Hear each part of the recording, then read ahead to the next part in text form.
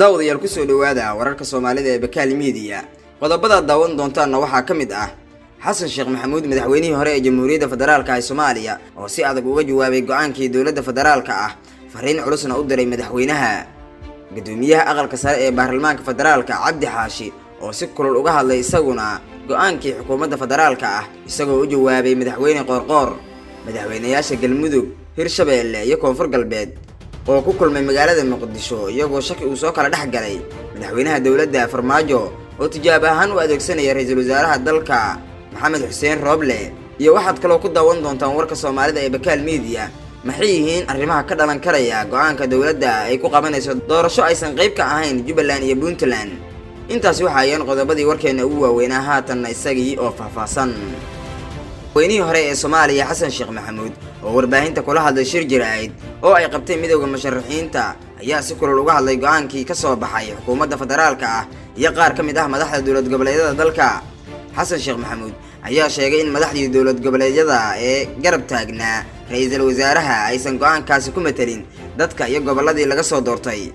doorashada lagu dhawaaqay in la qabto suurtagal maaha oo midnimada dalka ayay dhaawacaysaa. walaalaheena uu ra'iisul wasaaruhu u weynaa ee maanta isla taagnaa sida ay u dhaqmeen sax maaha.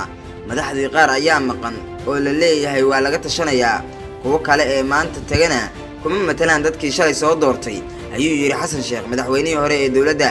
wuxuu sheegay in madaxda dowlad goboleedyada Galmudug, Koonfur Galbeed iyo Hirshabeelle aanan laga yeelin qorshahooda ah madaxweynaha ayaan kursiga u soo boobaynaa oo dadka innaga soo gacan maroojinayna. taasi sax maaha ayuu yiri Xasan Sheekh Maxamuud.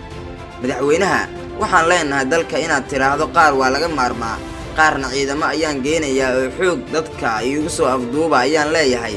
nimankii loo doortay deegaanadaasna ay raalli ku yihiin, dadka ka soo jeeda dowlad goboleedyadaasina raalli kama aha arrintaasi, ayuu hadalkiisa ku sii daray Xasan Sheekh. sidoo kale wuxuu sheegay inay muhiim tahay isku celinta dadka Soomaaliyeed ee ka daalay kala fogaanshiyaha iyo kala shakiga, isla markaana madaxweynaha laga rabo in haddii uu xukunka sii joogayo uu dadka Soomaaliyeed isku hayo, haddii uusan sii joogayna dadka oo is haysta oon kala maqnayn uu wareejiyo. aamusnaanta madaxda maamuladii maanta meesha joogay waxaan u arkaynaa inay dhaheen hana loo keeno ciidamo aan doorashada ku dhacno, madaxweynuhuna sidaasi uu rabo, marka taasi waa khatar. midnimada dalka ayaa khatar ku jirta maanta, ayuu hadalkiisa ku soo gabagabeeyay madaxweyne Xasan Sheekh Maxamuud. qaybihii hore ee wararka Soomaalida ee Bakaal Media ayaa daawanaysaan markanina. gudoomiyaha golaha aqalka sare ee baarlamaanka Soomaaliya Mudane Cabdi Xaashi Cabdilaahi oo soo saaray war-saxaafadeed ayaa ka hadlay go'aankii doorashada ee ka soo baxay xukuumadda Soomaaliya, isagoona sidoo kale u jawaabay madaxweynaha Galmudug Mudane Axmed Cabdi Kaari Qoorqoor. ugu horeyn Cabdi Xaashi ayaa nasiib darro ku tilmaamay go'aankii xukuumadda ee qabashada doorashada iyadoo aan weli xal rasmi ah laga gaarin doorashooyinka, gaar ahaan gudiyadeeda iyo arrinta gobolka Gedo oo ay isku hayaan dowladda iyo Jubbaland.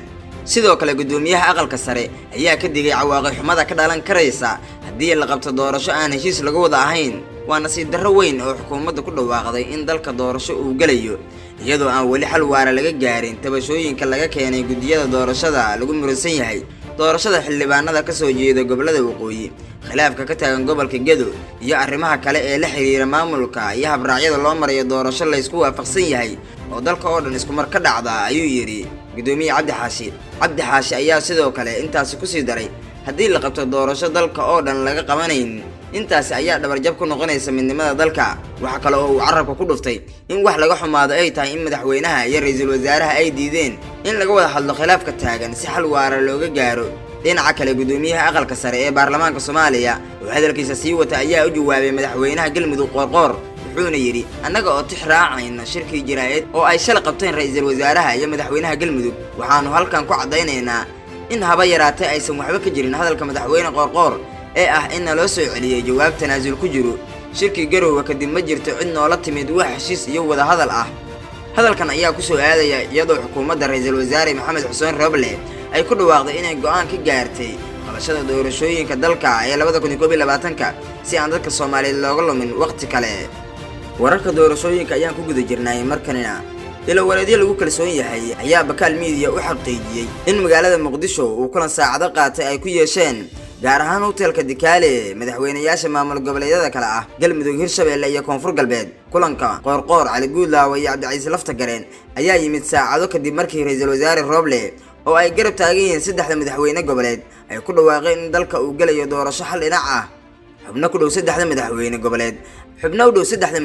goboleed ayaa Bakaal Media u sheegay inay shaki badan ka qabaan go'aankii ay qaybta ka ahaayeen ee lagu gaaray doorasho in la qabto, isla markaana ay doonayaan in xal la raadiyo.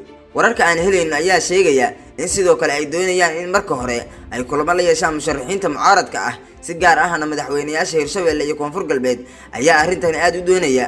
Qoorqoor ayaa sumcadiisa dilay markii uu ka been sheegay mucaaradka, isagoo ku eedeeyay inaysan u soo gudbin jawaab uu ka sugayay halka jawaabta isaga laga sugayay. sida wararku sheegayaan, Cali Guudlaawe iyo Lafta Gareen ayaa rumaysan inaysan arrin wanaagsan u muuqan inay go'aan qaataan iyagoo aan la hadlin mucaaradka.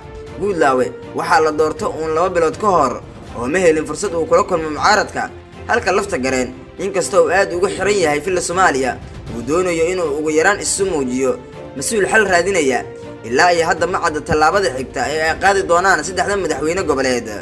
qaybihii dhexe ee wararka Soomaaliya ee Bakaal Media ayaan ku guda jirnaa markanina. Bakaal Media ayaa heshay faahfaahinta kulan ka dhacay filla Soomaaliya ka hor inta uusan ra'iisul wasaare Roble ku dhawaaqin in dawladda ay gudagelayso doorashada.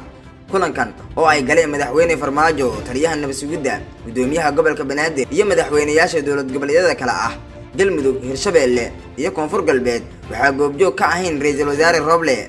kulankan oo xilli dambe lagu gaaray ayaa markii dambe soo gabagaboobay, waxaana xafiiska ra'iisul wasaaraha la isugu yeeray kulan kale oo muddo kooban socday. ujeedaduna waxay ahayd in ra'iisul wasaaraha lagu wargeliyo go'aanka la gaaray. kaalinta ra'iisul wasaare Roble ee go'aanka iyo maamulka doorashada ayaa aad u kooban, waxaana la rumaysan yahay in madaxweyne Farmaajo uu u adeegsanayo ra'iisul wasaare Roble kuna tijaabinayo go'aanada khatarta ah ee laga yaabo in dib looga laabto, sida eedda xukuumadda ay u qaadato oo aysan ugu soo leexan madaxtooyada. labada hadal ee ay jeediyeen madaxweyne Qoorqoor iyo Roble ayaa qayb ka ahaa waxyaabihii ka soo baxay kulankaasi, iyada oo markii la duubay iyo xilligii la baahiyay ay u dhaxaysay 11 saacadood oo la sugayay ogolaanshiyaha madaxweynaha oo si shakhsi ah u daawaday muuqaalka qaybna ka qaatay tafatirka. qorshahan ayaan ahayn mid cusub, waxaana uu madaxweynuhu marar badan go'aano halis ah oo sidaan oo kale ugu adeegsaday ra'iisul wasaarihii hore Xasan Cali Khayre, kadibna isaga ayaa ka laabtay si uu ugu muuqdo madaxweynuhu inuu xaldoon yahay. xilligii doorashadii madaxweynaha Jubbaland Agoosto 2019, xukuumadda Khayre ayaa soo saartay qoraal ay ku sheegtay in dowladda federaalka ahi aysan aqoonsanaynin natiijada doorashada Jubbaland, balse Juun 2020 ayuu madaxweyne Farmaajo shaaciyay inuu aqoonsan yahay madaxweynenimada Madoobe. waxaa la fahansan yahay in madaxweyne Farmaajo uu isisiinayo fursad uu wada hadal kula geli karayo iyo Axmed Madoobe, isla markaana uu cadaadis ku saari karayo, waana taas sababta uu hadalka uga tagin ee uu Roble ku noqday ninka lagu tijaabiyay xiisada kacsan ee doorashada. sidoo kale madaxweynayaasha dowlad goboleedyada xulafada la ah iyo duqa Muqdisho ayaa qayb ka noqday qorshaha madaxweyne Farmaajo ee uu adeegsanayo, iyadoo aysan jirin cid kale oo wada hadal furi karta kadib go'aankii xukuumadda. qaybihii u dambeeyay ee wararka Soomaalida ee Bakaal Media ayaan isla soo gaarnay markanina. ra'iisul wasaaraha dalka Maxamed Xuseen Roble iyo madaxda dowlad goboleedyada ay maamusho filla Soomaaliya ayaa ku dhawaaqay inay dalka ka qabanayaan doorasho aan la isla ogolayn. tani waa tallaabo u muuqata inaan laga fikirin waxa ka dhalan doona, isla markaana baasiin ku sii qabanaysa deganaanshiyo la'aanta siyaasadeed ee Soomaaliya iyo amniga oo aan markii horeba lahayn sal fadhiya. qobarrada siyaasadda Soomaaliya ayaa isku raacsan in go'aankii dowladda uu yahay mid dalka ka abuuri karaya dhibaatooyin sababi karaya burbur iyo dagaal la sokeeye haddii aan la helin waddan middan ka duwan oo ka timaada mucaaradka iyo beesha caalamka. go'aankan waxaan ka dhalan karaya dhowr tallaabo oo kala ah. 1. in dowladda Soomaaliya ay doorasho ka qabato maamulada taageersan gobolka Gado oo Jubbaland oo dhan matali doona iyo gobolka Banaadir, waxaana meesha ka bixi doonta Puntland halka markii hore ay maqneed Somaliland. 2. in haddii ay dowladda Soomaaliya Gado ku qabato doorasho baarlamaan inay dhici karto inay weerarto Jubbaland, isla markaana uu halkaas dhig ku daato. 3. in mucaaradka ay qaadaan tallaabooyin looga falcelinayo go'aanka dowladda sida iyagana Muqdisho ku qabtaan doorasho, isla markaana dalka ay ka dhici karto xaalad gacan ka hadal ah ama dagaal sokeeye. in dalka uu yeesho dowlado aan la isla ogolayn 20 sano kadib, taasoo keeni karta in dowladdaasi ay shaqayn weyso, isla markaana dib u dhac xoog leh uu ku yimaado horu socodkii dowladnimada Soomaaliya. 5. in beesha caalamka ay qaadato go'aan kale oo ka madax bannaan midka siyaasiyiinta Soomaalida, mucaarad iyo muxaafadba, maadaama ay dhaqaale badan ku bixiso soo kabashada Soomaaliya. go'aankaasi oo weli ilaa hadda aan la ogeyn nuuca uu noqon karayo. si kastaba go'aanka ay qaadato xukuumadda Soomaaliya ayaa u muuqda mid uga sii dari karaya xaaladda Soomaaliya, lamana oga sida ugu dambeyn ay ku dhammaan doonto ismariwaaga siyaasadeed ee Soomaaliya. daawadayaal intaas ayuu inoo egyahay wararka Soomaalida ee Bakaal Media fadlan haddii aad channelka ku cusub tahay subscribe saar haddii aad muuqaalka ka heshayna like saar mahadsanid